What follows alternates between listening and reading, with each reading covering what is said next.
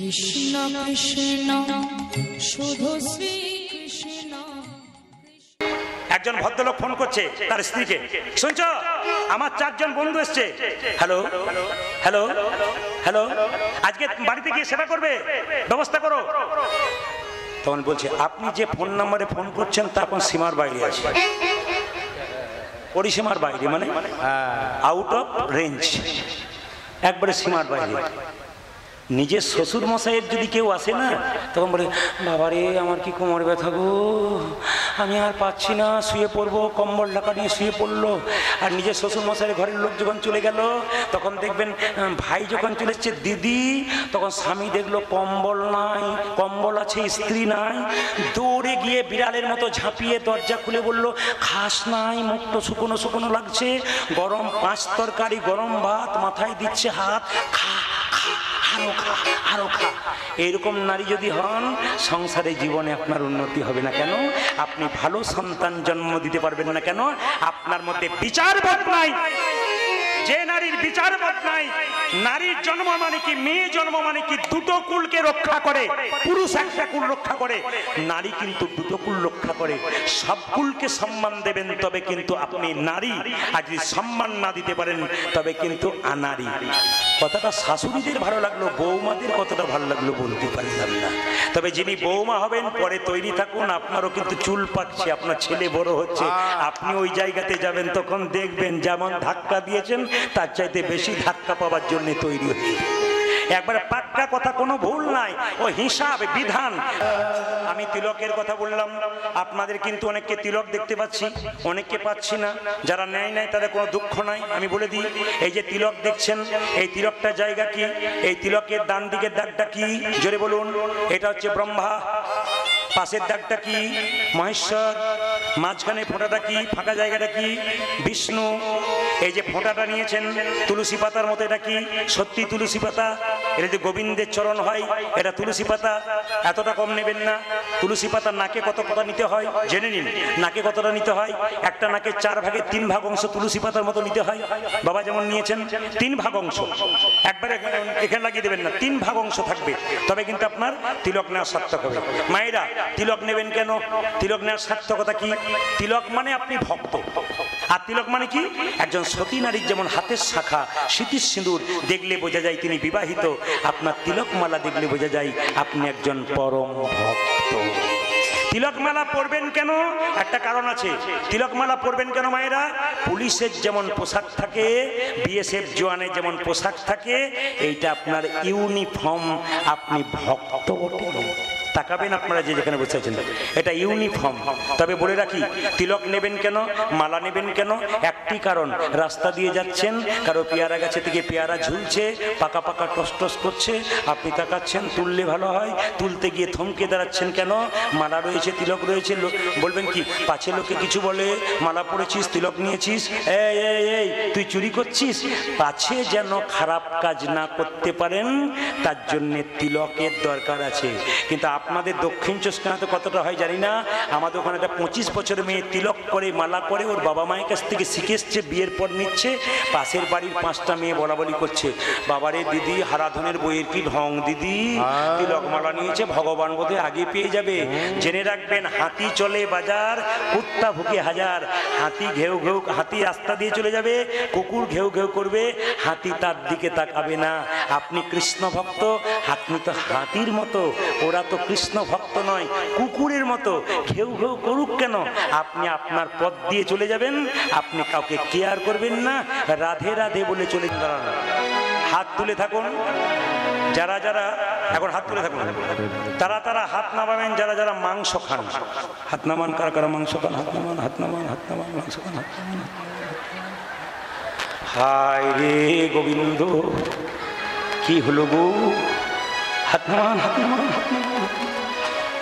বেশ বেশ, এবার সবাই হাত নামান, সবাই হাত নামান। যারা খান না তারা শেষ পর্যন্ত তুললো। আমার বাবা, বৈষ্ণব বাবার কথা তো বাদ দিন, ওনারা তো করবেনই, ওনার তো জন্ম জন্মান্তর বা পেছনে একজন বাবা আছেন, ভক্ত আমার আছেন, অনেক বাবা রয়েছেন, ওখানে অনেক বয়স্ক বাবারা রয়েছেন। প্রণাম আপনাদের চরণে। শুধু সবার কাছে একটা নিবেদন রইল, আমি আপনাদের মাছ মাংস খেতে বন্ধ করছি না, আমি শুধু জিজ্ঞেস করছি, আপনারা আমাকে উত্তর দেবেন, শুধু বলবেন বলুন তো মায়েরা, বিড়াল জল খায় চেটে চেটে খায় না চুমুক দিয়ে খায়? জোরে বলুন।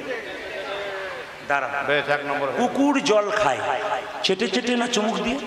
জোরে বলুন। আচ্ছা, বাঘ জল খায় চেটে চেটে না চুমুক দিয়ে? আচ্ছা, বাঘ কি খায়? মাংস। কুকুর কি খায়?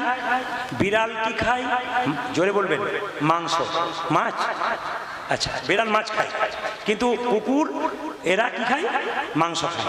আমার দিকে তাকান, যারা মাংস খায় সেই প্রাণীর দাঁতগুলো দেখবেন সামনের দাঁত দুটো বড় হয়। আপনারা যারা খান হাত দিয়ে দেখুন তো বড় না ছোট?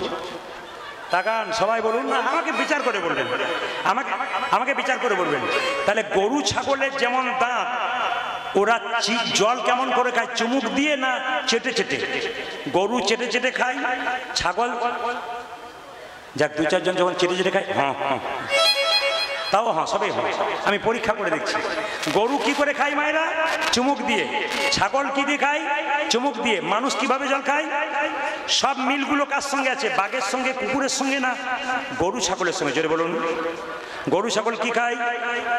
তৃণভোজী, ঘাস খায়। আমি বুঝিয়ে দিই আপনাকে, যে যেখানে বসে আছেন শিক্ষিত ব্যক্তি, সাধারণ মানুষ, আমার কথাগুলো বিচার করবেন, তারপর আপনারা খাবেন।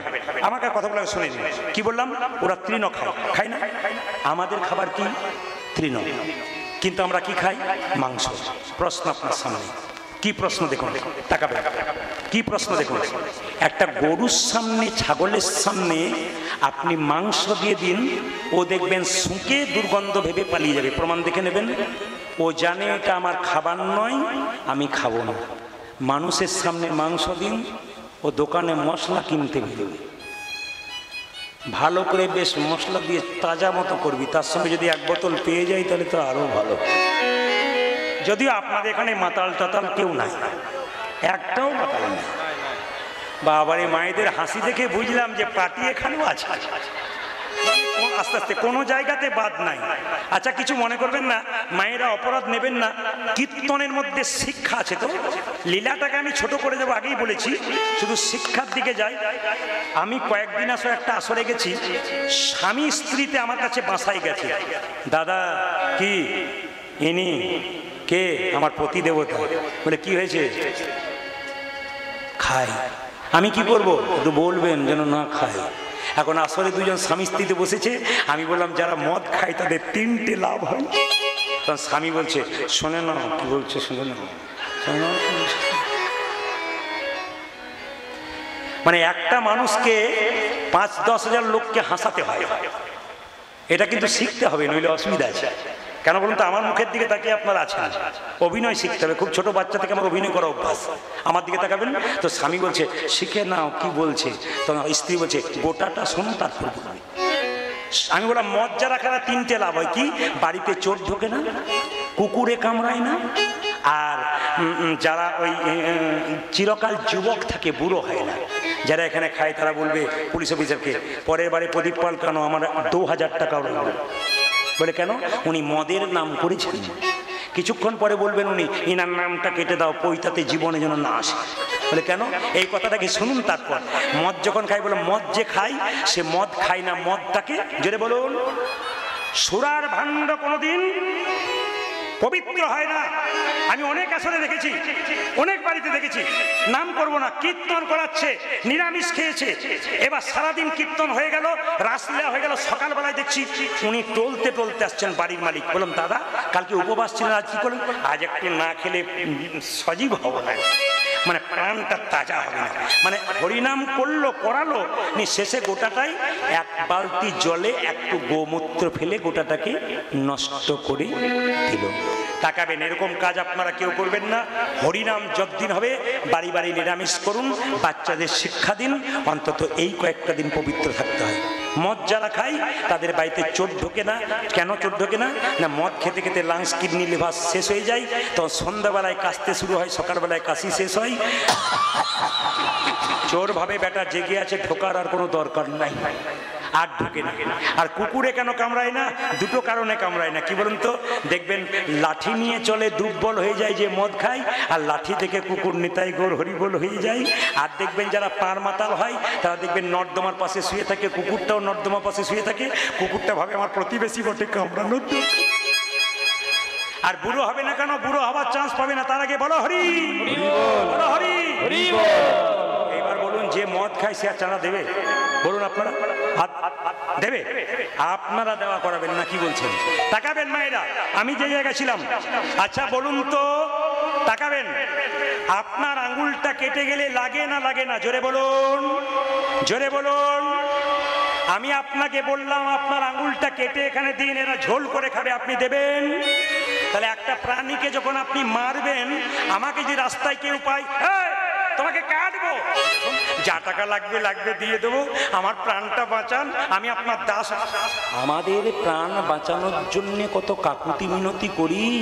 নিরীহ ছাগল পাখিকে যখন আপনারা কাটেন, তখন তাদের কত কষ্ট হয়। বাঁচাবে, কথাগুলো বিচার করবেন। যদি মানুষ হন, এরপর থেকে খাবেন কি না খাবেন বিচার করবেন। এরপর একটা যুক্তি দেখায়, সবাই তাকান। আপনার ছেলেকে কোন একজন লোক খুব মারধর করলো, হাত পা কেটে দিল, তারপর সেই লোকটা যদি আপনাকে পুজো করে, আপনি পুজো নেবেন? জোরে বলুন, জোরে বলুন। না, সবাইকে বলতে হবে যারা বুঝছেন। আপনার ছেলের হাত পা কেটে দিল, মারধর করলো, শেষে সেই লোকটা আপনাকে পুজো করছে, আপনি নেবেন? জোরে বলুন। তাহলে ভগবানের সন্তান আমরাও, ভগবানের সন্তান ছাগল, গরু, মুরগি, হাঁস, ভগবানের সন্তানকে মেরে যদি ভগবানের পুজো করি, ভগবান কি আমাদের পুজো নেবে? জোরে বলুন, হ্যাঁ কি না? এরপরে আপনারা বিচার করবেন আপনি খাবেন কি না খাবেন। যদি পারেন, বড় বড় বিজ্ঞানীরা, বড় বড় ডাক্তাররা একই কথা বলছে, যত নিরামিষ আহার করবেন তত আপনার লম্বা জীবন হবে, আর যত আমিষ খাবেন আপনি রোগের ঘর করবেন। অনুকূল ঠাকুর বলেছেন, যে যত ভোগী সে তত রোগী, আর যে যত ত্যাগী সে তত নিরোগী। একাদশী করুন, অমাবস্যা পূর্ণিমা করুন, জল খাবেন, দাঁড়িয়ে জল কেউ খাবেন না। মায়েরা প্রণাম আপনাদের চরণে। বিষ্ণু পুরাণ ঘাটুন, পরিষ্কার করে বলেছে। আয়ুর্বেদ শাস্ত্র ঘাটুন, পরিষ্কার করে বলেছে। কি খুব সুন্দর নিয়ম বলে দিয়েছে, কি দাঁড়িয়ে দাঁড়িয়ে জল খেলে আপনার হাঁটুতে কোমরে এমন ব্যথা হবে, আপনি চিকিৎসা করাবেন, কিছুদিন ওষুধ খাবেন, ভালো হবে, আবার হবে। তাই দাঁড়িয়ে কেউ জল পান করবেন না। নিবেদন রইল, আপনাদের বাচ্চাকেও দেবেন না। কিছু কিছু শিক্ষা আছে।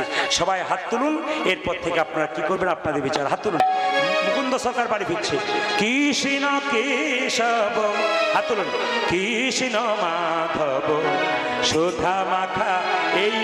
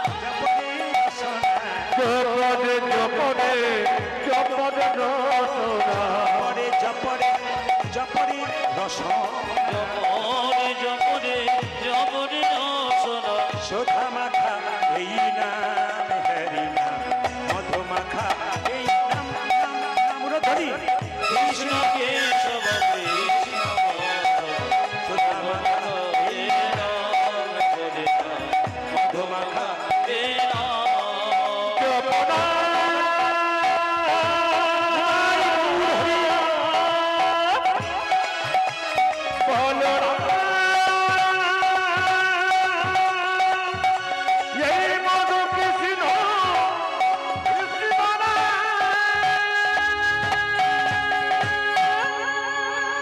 আপনাদের হাঁটু ব্যথা হোক আর না হোক আমার তো আগে হবে না, কি বলছেন? আমি খেলাম আসলে তা নয়, বুঝিয়ে দিই। ব্যাসাসনে দাঁড়িয়ে বসতে নাই, এটা ব্যাসাসন তো, দাঁড়িয়ে বসতে নাই, তাই প্রণাম করে ভগবানকে স্মরণ করে সেবা করলাম। কিন্তু অন্য সময় আমরা বসে বসেই পাই, কিন্তু ব্যাসাসনে বসে নিতে নেই, কারণ একবার দাঁড়িয়ে আছি তো ভগবানের নামে, আর বসা একবারে শেষ হবে তারপর। এই জন্য অপরাধ মার্জনীয় জোরে বলুন রাধা রানী কি, জোরে শ্যাম সুন্দর কি, মদন মোহন কি, হরিবাসর কি, যাদের ঘুম আসছে তাদের কি জয়, রাধা রানী কি, শ্যাম সুন্দর কি, মদন মোহন কি, হরে কৃষ্ণ। আচ্ছা মায়েরা কিছু মনে করবেন না, দেখবেন একটা জায়গাতে আমরা যাই, নিয়ে বলি যাহা বলিব সত্য বলিব, সত্য ছাড়া মিথ্যা বলিব না। জোরে বলুন কোথায় বলি, জোরে বলুন। আপনাদের কি আগে থেকে যাওয়া আসা আছে নাকি? অন্য জায়গায় বলতে পারেন, আপনারা বলে দিলেন। আচ্ছা মায়েরা, হ্যাঁ মায়েরা বলুন তো এইটার ভেতরে কি আছে, জোরে বলুন। সেটাও জানা আছে? অন্য জায়গায় জিজ্ঞেস করি, ভাই একজনকে জিজ্ঞেস করলাম পরশু, এটার ভেতরে কি আছে? ও বলছে যন্ত্র টন্ত্র কিছু একটা হবে বোধ, মানে বেটা কিচ্ছু জানে না। মায়েরা এর ভেতরে গীতা আছে, গীতা পড়ো হিন্দু ভাই, গীতার মতো জিনিস নাই। সবাই বলুন শ্রীমদ্ ভাগবত গীতা কি, শ্রীমদ্ ভাগবত গীতা কি। আপনাদের এখানে একজন প্রাইমারি স্কুলের মাস্টারমশাই আমাকে গীতা দিয়ে গেলেন, তার সঙ্গে একজন মাস্টারমশাই এসেছিলেন, খুব গুণী মানুষ। ওনারা বললেন প্রদীপ বাবু গীতার কথা বলুন। আমি সব জায়গাতে বলি জোর সে বলনা পড়েগা, কি বলবেন জোরে বলুন, আরো জোরে বলুন, আরো জোরে বলুন, আরো জোরে বলুন, বা বড় জোরে বসুন। ও তার বিনোদ গলায় বিনোদ মালা, বিনোদ গলে আমার বিনোদ গলায় বিনোদ মালা, বিনোদ বিনোদ দোলে, বিনোদ গলায় বিনোদ মালা, বিনোদ বিনোদ দোলে, বিনোদ গলায় বিনোদ মালা, বিনোদ বিনোদ দোলে, কোন বিনোদিনী বিনোদ গাথুনি, কোন বিনোদিনী বিনোদ গাথনি, কোন বিনোদিনী বিনোদ গাথুনি, কোন বিনোদিনী বিনোদ গাথুনি, হেছে বিনোদ ফুলে গো, ও গো গেছে বিনোদ ফুলে, আমার কানো সে বিনোদ জয় গো, কানো সে বিনোদ আমার কানসে বিনোদ রায় গো, আমার কানসে বিনোদ রায়। যদুনাথ কয় বিনোদ নগর বিনোদ কদম্ব তলে, ওই যোগে যদুনাথে কয় বিনোদ নগর বিনোদ কদম্ব তলে। এই আমি আমি গান গাইছি, এই পদাবলী গান এখন আর নাই, অনেকেই গাইছে না, কিন্তু পদাবলী গানের দেখবেন যিনি গানটা রচনা করেন তিনি হচ্ছেন পদকর্তা। সেই নামটা করলে মালদা মুর্শিদাবাদে বাচ্চা ছেলে পর্যন্ত প্রণাম করে। কেন বলুন তো? না, পদকর্তাই গানটা লিখেছেন। আপনারা সবাই মিলে প্রণাম করুন। যদু নাতি কয় বিনোদ নাগর বিনোদ কদম্ব তলে, যদুনাথে হয় বিনোদ নাগর বিনোদ কদম্ব তলে। কত বিনোদিনী বিনোদ হেরিয়া, কত বিনোদিনী বিনোদ ঘেরিয়া, কত বিনোদিনী বিনোদ হেরিয়া, কত বিনোদিনী বিনোদ ঘেরিয়া। রসি ভাসাইল চলে চলে আমার কান সে বিনোদ নয় গো, কান সে বিনোদ নয়। ইয়ার কানসে বিনোদ রায় গো, কানসে বিনোদ রায়। মায়েরা ও তার বিনোদ চূড়ায় বিনোদ বরিহা, বিনোদ বিনোদ সাজে ও তার আমার বিনোদ চোরাই বিনোদ বলে বিনোদ বিনোদ সজে। কানু সে বিনোদ রায় গো, আমার কানু সে বিনোদ রায়। ওই আমার কানসে বিনোদ রায় গো, কানসে বিনোদ রায়। বিনোদ ললাটে বিনোদ তিলক বিনোদ বিনোদ সাজে গো, আমার বিনোদ লোলাটে বিনোদ তিলক বিনোদ বিনোদ সজে। বিনোদ ললাটে বিনোদ তিলক বিনোদ বিনোদ সাজে। আজ বিনোদ লগালে বিনোদ তিলক বিনোদ বিনোদ ফাজে। বিনোদয় ধরে বিনোদ মুরলী, আজ বিনোদয় ধরে বিনোদ মুরলী, বিনোদয় ধরে বিনোদ মুরলী, বিনোদয় ধরে বিনোদ মুরলী। বিনোদ বিনোদ বাজে গো, বিনোদ বিনোদ বাজে। আমার কান সে বিনোদ নয় গো, কান সে বিনোদ ওই নয়। আমার কানসে বিনোদ রায় গো, আমার কানসে বিনোদ রায়। বলুন তো মায়েরা, নবাবকে পাখা করছিল কোন পাতার পাখাতে? জোরে বলুন। বাহ, সেই পাখাতে কোন পাখির পালক ছিল? জোরে বলুন। ময়ূরের। আচ্ছা বলুন তো, যেই না মুকুন্দ সরকারকে নবাব ডেকেছে, মুকুন্দ মুকুন্দ অজ্ঞান হয়ে গেছে, যেই না ময়ূরের পাখার দিকে তাকিয়েছে, মুকুন্দ অজ্ঞান হয়ে গেছে। মুকুন্দ একে আছিস? মুকুন্দ অজ্ঞান হয়ে গেল, একটু জল দে তো। মুকুন্দের মাথায় জল দিয়েছে, মুকুন্দের জ্ঞান ফিরে গেল। মুকুন্দকে নবাব জিজ্ঞেস করছে, তোমার জিজ্ঞেস করছে মুকুন্দকে জিজ্ঞেস করছে, হ্যাঁ এই সাউন্ডটা থাক। মুকুন্দকে জিজ্ঞেস করছে, আস্তে, মুকুন্দকে জিজ্ঞেস করছে, তুমি অজ্ঞান হয়ে গেছিলে কেন? মুকুন্দ মনে মনে ভাবলো, জীবনে মিথ্যা কথা বলি নাই, আজ একটা মিথ্যা কথা বলবো। নবাব, আমি সারা বাংলা চিকিৎসা করি, আমার একটা রোগ আছে। কি রোগ? মৃগীর ব্যারাম আছে। নবাব বলল, তুমি জানো না আমার রাজ্যে একটা নিয়ম আছে, এখানে কেউ মিথ্যে কথা বলে তার আমি জিভটাকে ছেড়িনি। তুমি যে তোমার পেটের যন্ত্রণা ভালো করেছে, আমি তোমার কিছু করলাম না। তোমার যদি মৃগী রোগ থাকবে, তুমি যখন অজ্ঞান হয়ে গেছিলে কৃষ্ণ বলে কাঁদছিলে কেন? তোমার যদি মৃগী রোগ থাকবে, তুমি যখন অজ্ঞান হয়ে গেছিলে তোমার চোখ থেকে জল পড়ছিল কেন? মুকুন্দ বলল, নবাব আমার অপরাধ হয়ে গেছে। নবাব বলল, অপরাধ তোমার হয়নি, আমার হয়েছে। একজন কৃষ্ণ ভক্তকে আমার কেনা গোলাম মনে করে আমি ভুল করেছি। এই জগতে যারা কৃষ্ণ ভক্ত হয় তারা কারো কেনা গোলাম হয় না, তারা ভগবানের ভক্ত হয়। মুকুন্দ সরকারকে বলল, শোনো, নবাব বলল, তোমার যাতে অভাব না থাকে গোটা শ্রীখণ্ডটা আমি তোমার নামে লিখে দিলাম। ঈশ্বর যা করে তা মঙ্গলের জন্যে করে। মুকুন্দ সরকার কীর্তন করতে করতে আসছে আর গাইছে, কি কৃষ্ণ হাতলুন কেশব।